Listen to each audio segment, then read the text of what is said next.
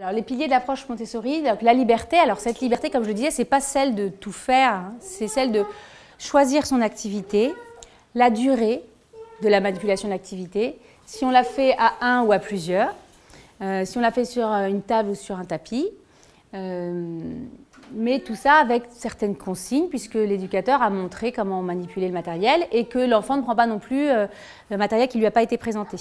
Parce que dans la classe, il y a des enfants de diverses tranches d'âge. Donc, par exemple, dans la classe 3-6, il y a du petit matériel qui est parfaitement adapté aux plus jeunes, mais il y a aussi le matériel des divisions avec des pipettes et des tas de petites perles. L'enfant de 3 ans, à qui n'a pas été présenté, lui n'est pas censé aller toucher. En revanche, il est tenté, il voit les autres le faire, il est motivé et il apprend énormément grâce à l'observation. Il apprend énormément en regardant. Et c'est pour ça que très souvent, dans les classes Montessori, on voit un enfant qui est assis à regarder. Nous, on ne considère absolument pas qu'il est en train de rien faire, bien au contraire, il est en train de travailler extrêmement activement. L'auto-éducation, c'est vrai que c'est exceptionnel, ça permet vraiment aux enfants de ne pas se sentir en permanence jugés, évalués, et ils considèrent vraiment l'erreur comme une étape vers la réussite et non pas comme quelque chose qu'il faut absolument éviter. Ils ne se sentent pas coincés quand ils se trompent, au contraire, ils rebondissent et ça stimule leur activité. Et quand un adulte sort d'un environnement Montessori, en général, il ne se passe rien.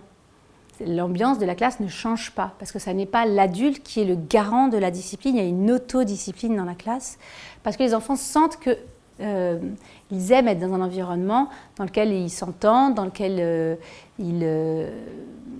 ils peuvent se concentrer. Et donc, très souvent, dans une ambiance Montessori, on voit quelques enfants aller dire à d'autres « Est-ce que vous pourriez parler plus bas, s'il vous plaît ?»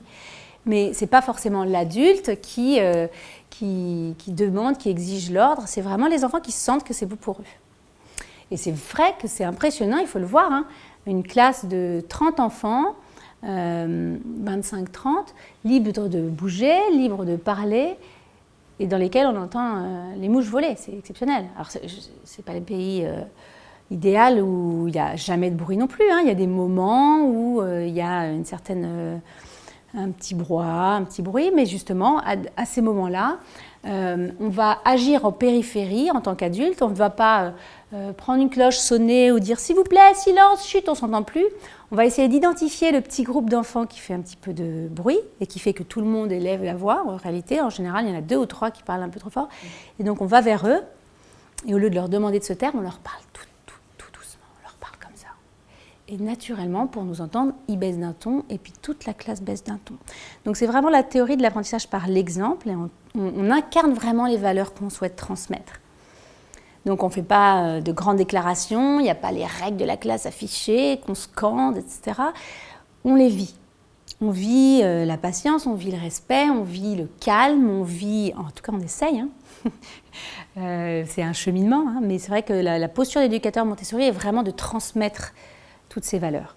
Parce que ce qui est très important, c'est que l'enfant puisse travailler à son rythme, manipuler, apprendre par l'expérience. Il apprend en manipulant, ça passe par l'exercice de la main. Et pour ça, ça demande une grande concentration.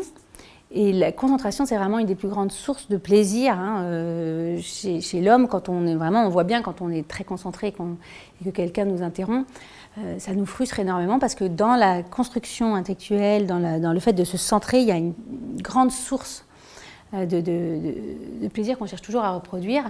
Et c'est aussi une des sources de la paix intérieure qui nous permet d'être éduqués à la paix.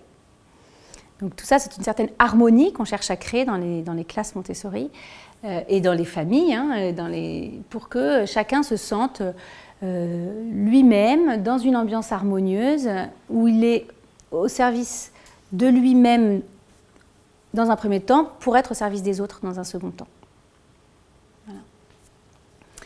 Et donc, voilà, cette slide, elle reparle de la motivation endogène dont je parlais tout à l'heure. Donc, les enfants ont vraiment une appétence, un appétit de découvrir, une curiosité. Les enfants naissent tous des scientifiques.